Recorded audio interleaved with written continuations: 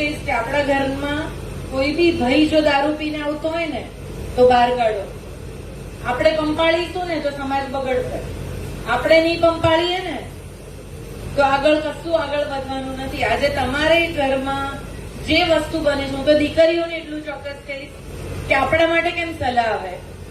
આપણા જ માટે સલાહ આવે, દીકરાઓ માટે કોઈ સલાહ નહીં? કેમ દીકરો સમાજ નથી બગાડતો?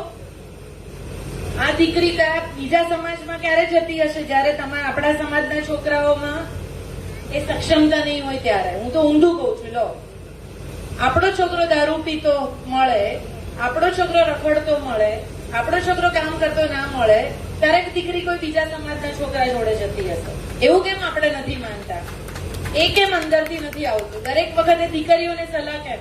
હું બહેન છું એટલે નથી કહેતી, સમાજ બે પૈડા સરખા હોય ને એની સાથે ચાલે છે. એટલે હું બહેનોને ખાસ કહીશ, તમે બહુ મોટી સંખ્યામાં આજે અહીંયા છો, અને બહેનોને ખાસ કહીશ, બહેનો આપણે જો ચલાયું ને તો સમાજ બધું જ ચલાવશે. આપણે ના ચલાયું તો આગળ કઈ નહીં ચલાવે. અમે બી બહાર ફરીએ છીએ, શું અમને તકલીફ નહીં પડતી હોય કામ કરવામાં? અમે બહાર નીકળ્યા છીએ તો શું અમારા ઘરના લોકો ભૂખ્યા રહેતા હશે? અમે બહાર નીકળીએ છીએ, શું અમારા છોકરાઓને સંસ્કાર નહીં મળતા હોય? પણ અમે મિશન લીધું કે સમાજ માટે, દેશ માટે કંઈ કરવું છે. એટલે બહેનોને ખાસ વિનંતી કે આપણું સંગઠન બહુ સ્ટ્રોંગ કરો કે જેનાથી આપણે સરસ કામ કરીએ અને આપણે ઉદાહરણીય બનીએ. આપણને જોઈને ભાઈઓ કામ કરે, એવું કેમ ના કરી શકીએ આપણે? એટલે આજે મને અહીંયા બોલાવી, મને નથી ખબર, કદાચ વધારે બોલાવ્યું હોય તો મને માફ કરજો, પણ હું એટલું કહીશ કે ખમીર જે અંદર આપણું પડેલું છે ને એને જગાડો, ફક્ત સેવા માટે.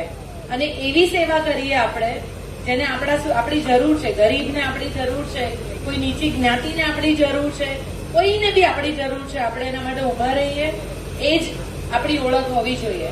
મેં મારી ઓળખ બનાવી છે.